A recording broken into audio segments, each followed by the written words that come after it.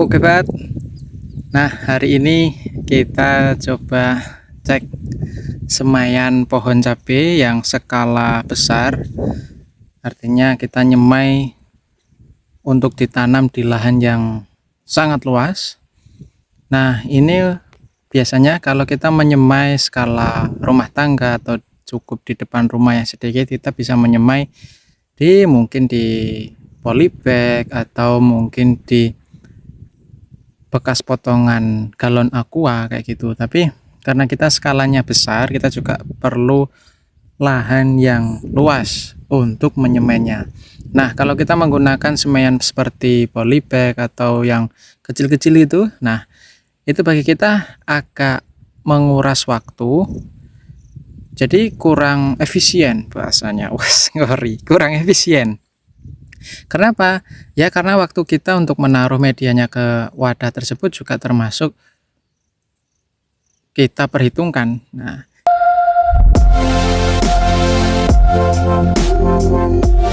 jadi makanya petani di sini biasanya kalau menyemai lombok atau cabai itu langsung menggunakan tanah yang ada di lahannya. Nah, tanah yang ada di lahannya itu pertama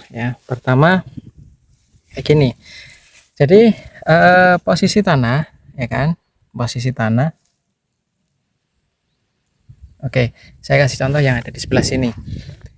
Jadi tanahnya itu dikasih sedemikian rupa settingnya seperti ini. Nah, ini HP saya taruh di tanah. Oke.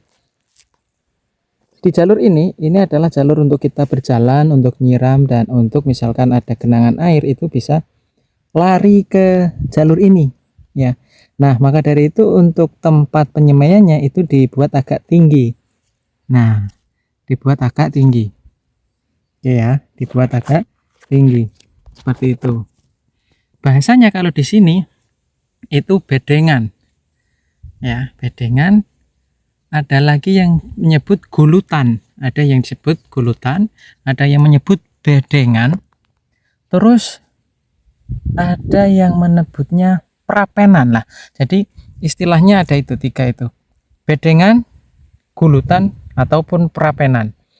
Biasanya hitungannya kalau orang-orang menyemai atau ndeder di sini itu ini satu prapen ya, hitungannya satu prapen kayak gini ya. Nah, yang ini satu prapen, terus yang ini nanti dua prapen, hitungannya prapen atau satu bedengan gitu, atau satu gulutan lah.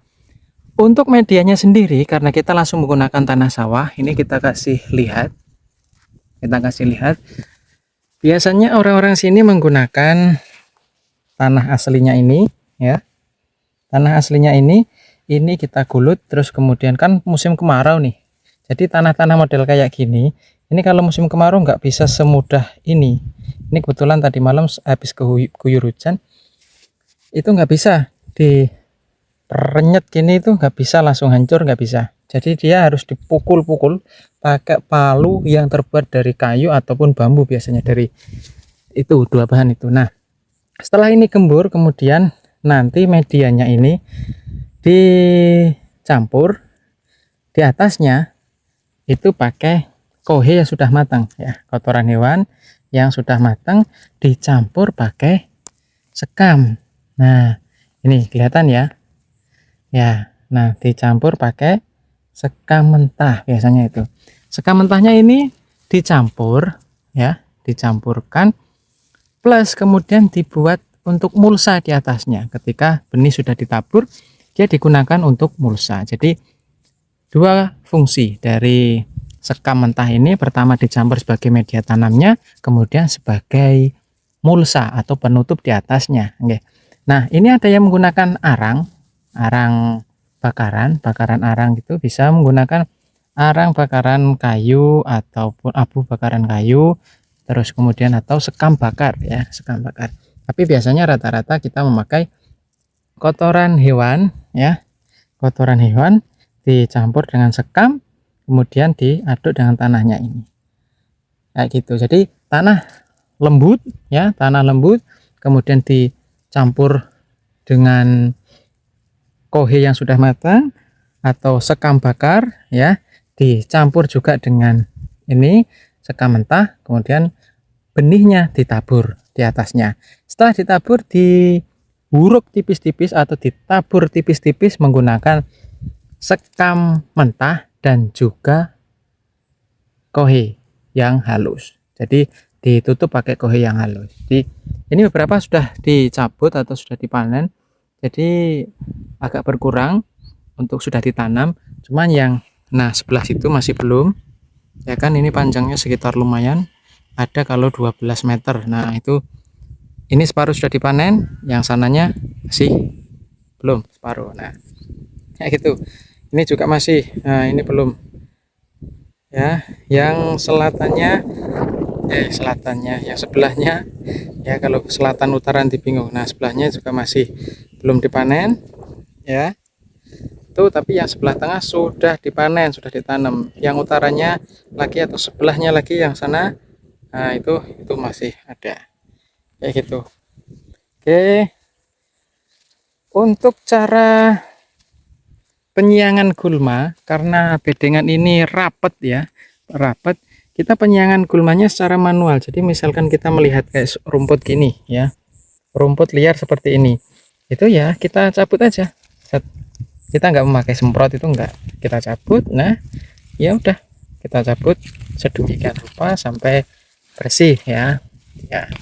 Dan gini biasanya yang kita lakukan, misalnya bibit ini terlalu kerap pertumbuhannya di bedengan, itu ada beberapa yang kita ambil. Misal nih ada yang kecil ya, terus kemudian terlalu mepet ya, saya contoh ya gini, ini diambil gini ya, udah kita buang aja. Nah kita buang seperti itu ya, kita buang seperti itu aja udah.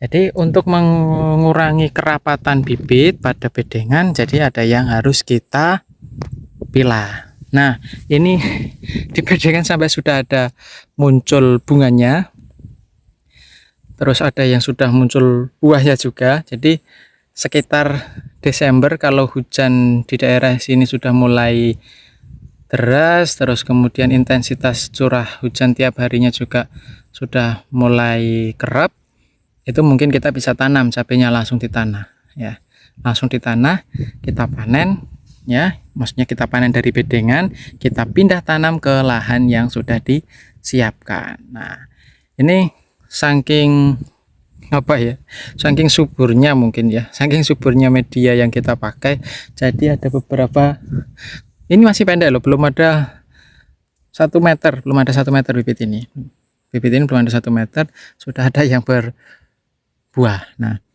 jadi bibit yang bagus kayak gini Pak ya, pucuknya itu aktif, dia tidak mengkerut ya, dan dia juga tidak berwarna kuning. Nah terus gimana kalau ada bibit di tengah-tengah bedengan? Nah kayak gini, dia juga berwarna kuning, ini biasanya dia terkena virus Gemini ya, biasanya kena virus Gemini. Dan kalau sudah kuning gini, penyembuhannya agak sulit, atau bisa dikatakan juga sulit. Nah penyembuhannya kalau sudah kena virus Gemini kuning-kuning kayak gini ya, nah dia bisa produktif, dia masih bisa produktif, tapi buahnya kadang nggak bisa banyak. Terus kalau berbuah dia nggak bisa gede-gede kayak yang hijau-hijau gini ya, dia nggak bisa, karena dia sudah terkena virus Gemini. Penyebabnya apa? Kalau bibit cabai yang disemai ada yang kuning-kuning gini, itu biasanya penyebabnya yang sering dialami adalah bibit yang disemai itu memang dulunya sudah tertular virus Gemini ya, kemudian emang dari faktor pas penyemaian, terus teman-temannya ada sekelilingnya yang menyemai di sekitar sini, ada yang sudah kena kuning gini atau keriting kuning, itu lebih parah lagi. Nah itu akhirnya dia menular, jadi seperti itu. Nah besok pas penanaman yang kita prioritaskan adalah bibit-bibit ya seger hijau kayak gini ya, seger hijau kayak gini, ini yang kita tanam. Untuk yang kayak gini ini opsional, misalnya bibit kita kurang, oke kita pakai ini, atau bibit kita mati perlu disulam atau diganti. Ya kalau memang nggak ada ganti, kita biasanya pilih kecil dulu, kecil nggak apa-apa tapi yang benar-benar hijau ya, misalnya kecil pendek itu tapi benar-benar hijau itu kita ganti. Tapi kalau memang benar-benar nggak ada ya udah kita pakai yang kuning kayak gini. Banyak rata-rata di bedengan ada kok penyakit kuning, cuma tidak banyak ya, emang penyembuhannya sulit sih. Nah kayak gitu ya. Jadi di sini tadi untuk medianya, nah, medianya seperti itu. Coba kita tengok di dalam, di bawah, area bawah ya gitu. Pokoknya dia ada sekam, ada juga kohe ya, kohe yang sudah matang lembut, kita aduk jadi satu kayak gitu. Nah untuk penyiramannya gimana? Penyiraman yang kita lakukan untuk di awal-awal penyemaian yang seperti ini itu kita lakukan pas waktu penyiraman, biasanya sehari sekali bisa saya lakukan atau dilakukan sore hari saja atau pagi hari saja, itu pas awal-awal penyemaian. Tapi ketika bibit sudah mulai tumbuh ya, kita mulai menyiramnya sehari 2 kali, pagi dan sore. Kita nggak menyarankan menyiram bedengan ini di siang hari, karena apa? Kebanyakan kalau disiram siang hari itu terjadi penguapan dan sangat berpengaruh pada akar pohon cabai ya. Dampaknya biasanya akar bisa membusuk, lodon karena terlalu penguapan panas ya, atau bisa gitu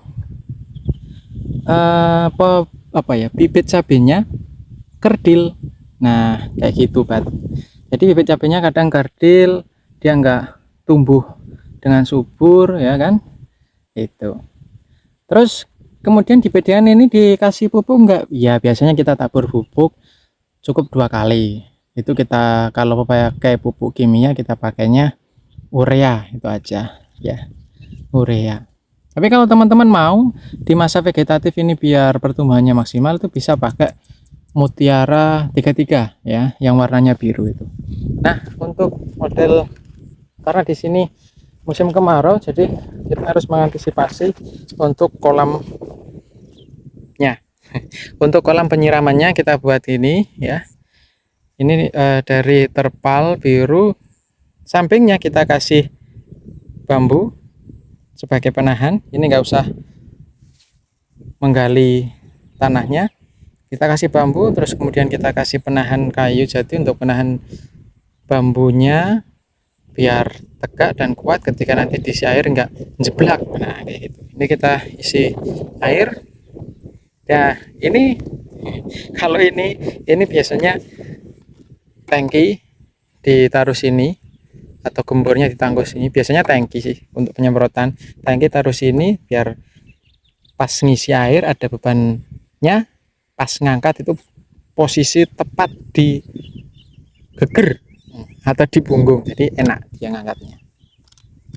Oke, nah ini beberapa yang sudah dipanen ya, ada 1, 2, 3, 4, 5, 6 tadi yang di selatan, 6 dengan oke iya. Nah yang kecil-kecil kayak gini sengaja nggak dipanen, karena apa? Ketika nanti ada mati, kita masih punya cadangan, meskipun kecil tapi dia hijau, yang saya katakan tadi hijau. Meskipun kecil kita cari yang hijau ya, nggak apa-apa, kecil nggak apa-apa, yang penting dia hijau bukan kuning. Nah kalau sudah kuning kayak gini, kuning apalagi purut, kita tinggal ya kan, kita tinggal, nggak kita pakai dulu iya. Ini biasanya kena virus Gemini dia. Nah itu sulit. Beda kalau keriting yang kekurangan unsur hara atau terkena hama trit itu masih bisa. Kalau udah kuning keriting es ngalamat itu susah. Oke, ini posisi bedengannya. ya. Oke, jadi begitu aja sahabat-sahabat.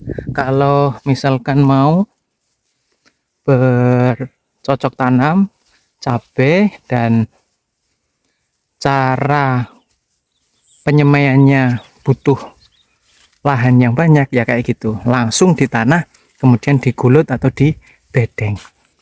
Oke, cukup itu saja sahabat-sahabat. Terima kasih, semoga kita tetap bisa belajar dan mempercantik diri mempercantik diri enggak lah. Oke sahabat-sahabat, terima kasih, itu aja ya. Salam lestari.